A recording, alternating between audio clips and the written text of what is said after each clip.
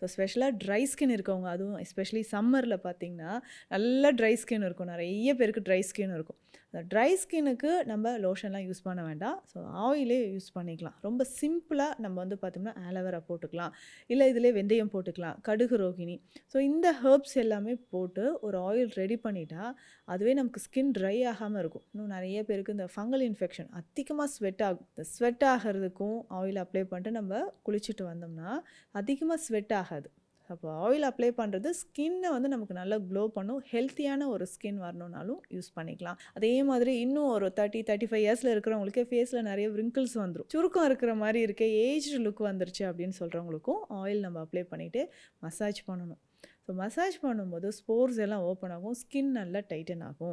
So after டெலிவரிக்கு அப்புறம் நிறைய லேடிஸ்க்கு lower abdomen, so belly fat வந்துடும், தசைகள் எல்லாமே தளர்ந்த மாதிரி இருக்குது அப்படின்னு சொல்லுவாங்க.